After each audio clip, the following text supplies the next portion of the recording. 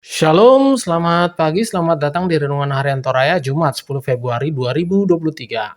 Sebelum kita masuk di Renungan Harian Toraya, mari kita berdoa.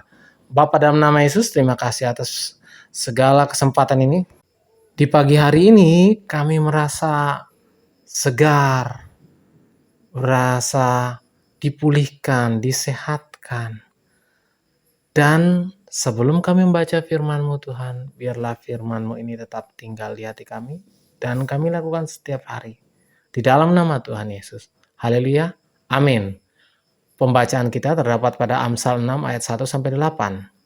Amsal 6 ayat 1 dan 2. Hai anakku, jikalau engkau menjadi penanggung sesamamu dan berbuat persetujuan dengan orang lain, jikalau engkau terjerat dalam perkataan mulutmu, tertangkap dalam perkataan mulutmu, buatlah begini, hai anakku, dan lepaskanlah dirimu, karena engkau telah jatuh ke dalam genggaman sesamamu.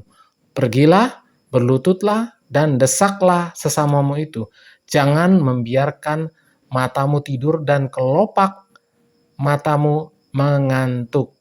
Amin firman Tuhan. Tema hari ini adalah jadilah bijaksana. Sekarang ini sangat mudah untuk mendapatkan pinjaman uang atau barang jasa pinjaman online.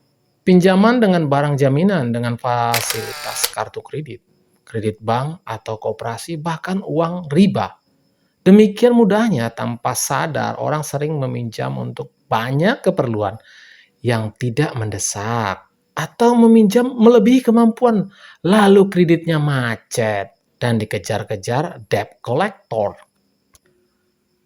Masalah utang piutang dan penjamin telah ada dalam masyarakat Israel kuno. Sebenarnya, praktek riba dilarang karena akibatnya sangat tidak adil dan memeras orang miskin. Karena itu, Salomo memperingatkan jangan menjadi penjamin bagi orang lain.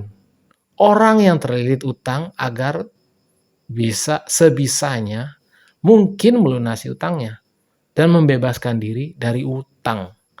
Terutama jika utang itu menghilangkan damai sejahtera dalam hidupnya dan menjerumuskan dalam bahaya. Janganlah pernah kita menjadi penanggung untuk utang yang tidak mampu dan tidak mau kita bayar. Lebih baik merendahkan diri, mendapat kemudahan daripada menghancurkan diri sendiri karena kebebalan.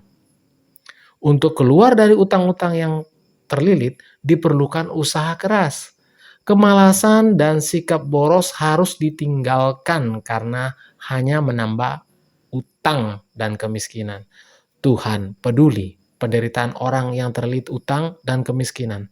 Tuhan memberikan kita perintah untuk melakukan 3 perkara dalam satu ayat yang relatif pendek dengan sangat jelas, yaitu pertama, pergilah kepada semut. Kedua, perhatikan lakunya. Dan ketiga, jadilah bijak.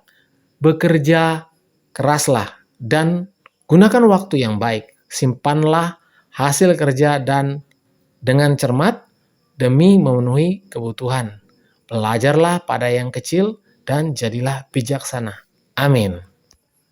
Mari kita berdoa. Bapa dalam nama Yesus, terima kasih atas firman-Mu, biarlah firman-Mu ini tetap di hati kami dan kami lakukan setiap hari di dalam nama Tuhan Yesus. Haleluya, haleluya, haleluya, amin. Selamat pagi, selamat beraktivitas, Tuhan Yesus memberkati. Amin.